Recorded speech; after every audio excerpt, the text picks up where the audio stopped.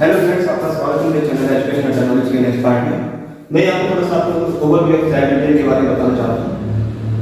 जो हमारी सेल होती है वो डिवाइड होती है। डिवाइड का मतलब क्या है कि कोई भी लिविंग ऑर्गेनिज्म जब अपनी लाइफ को जीता है, लाइफ को परफॉर्म करता है, तो वो डे बाई डे उसकी बॉडी के अंदर बहुत सारे चेंजेस होते रहते हैं। और वो जो चेंजेस होते हैं, लाइफ को अपनी पूरी जो लाइफ होती है परफॉर्म करता है, प्रॉपर्ली जीता है, उसके लिए क्या होता है कि उसमें बहुत एक मेजर कंपोनेंट होता है जो सबसे छोटा होता है, इसको बोलते हैं सेल।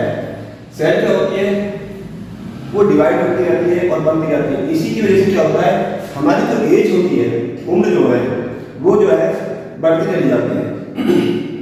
इसका मतलब क्या है कि हमारी जो सेल होती है वो सेल डिवाइड होती रहती है, 1 से 2, 2 से 4,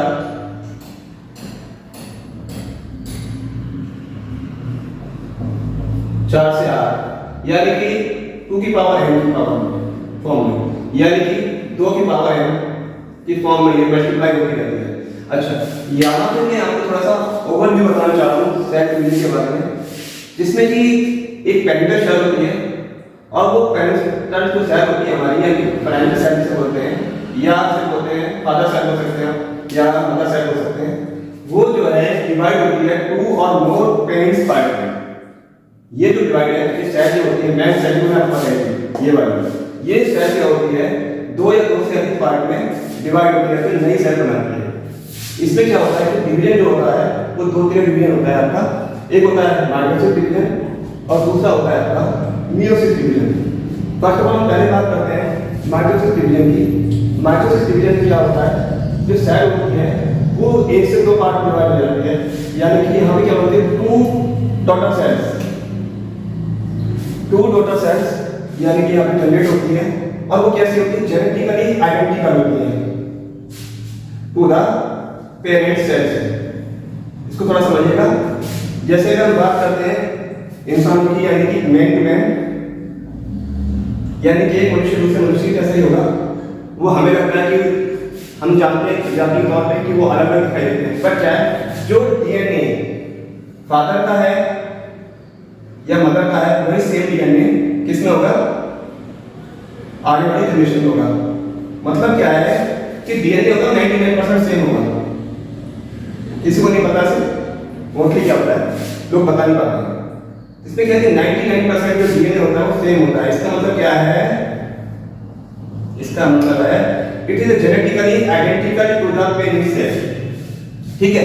अब इसमें जो फर्स्ट यूज करते हैं ग्रोथ एंड रिपेयरिंग के लिए ऑफ द टिश्यू। जब ये सेल डिवाइड होती है, अगर कोई मान के लिए कोई डैमेज हो जाता है, यहाँ पे हमारे को चोट लग जाती है, डैमेज हो जाता है, तो सबसे पहले जो पेरेंटल सेल बनती है वो इस डैमेज को रिपेयरिंग को भरती है। जो डैमेज हो गया या चोट लगी तो वो सेल क्या करती है, डैमेज को यहाँ पे आके इसको फिल अप करती है, यानी कि इसको क्या करती है, रिपेयर करती है। इसी को मैंने यहाँ बताया use growth and repairing of the tissue. ठीक है। अब बात करते हैं इसके बाद नेक्स्ट अदर नेक्स्ट जनरेशन में क्या होता है, टाइप क्या होता है, एसेक्सुअल रिप्रोडक्शन की बात करते हैं।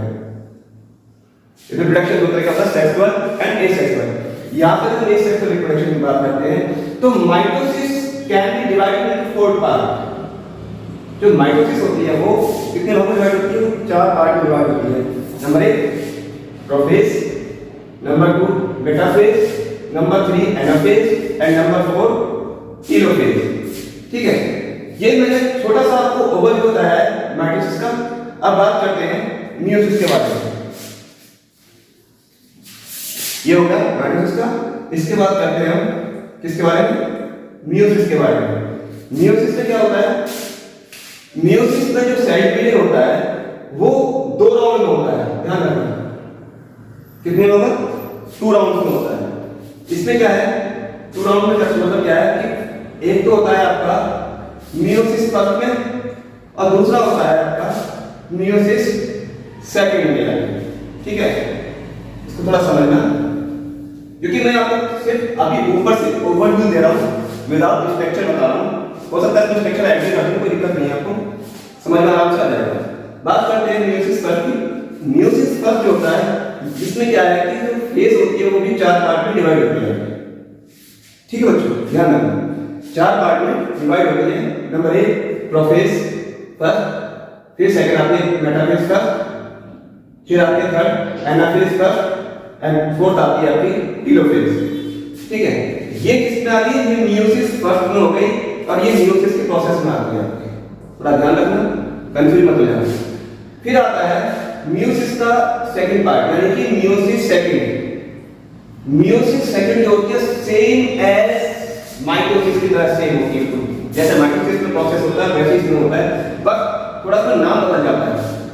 थोड़ा समझना, ये भी क्या होता है? ये भी 4 पार्ट में डिवाइड होता है। किस किस में? Prophase second, metaphase second, anaphase second and telophase second. थोड़ा डिफरेंस समझ लेना बच्चों।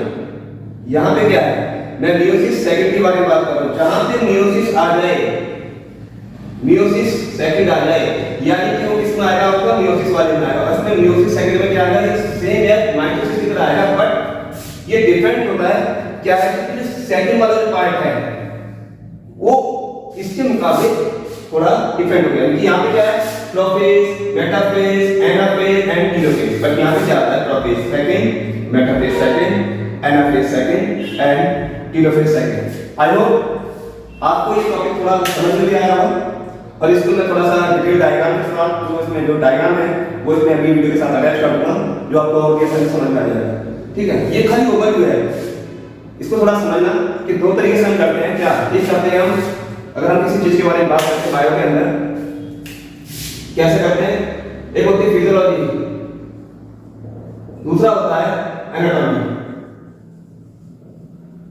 ये मैंने आपको ये फिजियोलॉजी की जो स्ट्रक्चर है, ये फिजियोलॉजी आपको मैं डिफाइन कर दी है, और इसकी जो एनाटॉमिकल जो स्ट्रक्चर है मैं उसको नेक्स्ट पार्ट में इसको आपको डिफाइन करूंगा, तो आपको अच्छा आसानी से तो ये चीजें समझ में आ जाएगी कि क्या क्या है। ठीक है, अच्छा बच्चों, अगर आपको मेरा चैनल, आपको ये मेरे टॉपिक्स थोड़ा थोड़ा समझ में आ रहे हैं, अच्छे लग रहे हो, तो प्लीज मेरे YouTube चैनल को लाइक और सब्सक्राइब कीजिए। मेरे चैनल का नाम है एजुकेशन अड्डा नॉलेज। ठीक है बच्चों, और जैसे ही आपके नए टॉपिक आते जाएंगे मैं आपको उसी तरीके से इसको डिफाइन करता चला जाऊंगा, जिससे कि आपको आसान रहे टॉपिक समझने में इन डिटेल स्टडी के साथ। और साथ साथ इसके कुछ क्वेश्चंस रहेंगे वो मेरे साथ लेता चलूंगा, जिससे कि आपको आसानी रहे। Okay, thank you very much.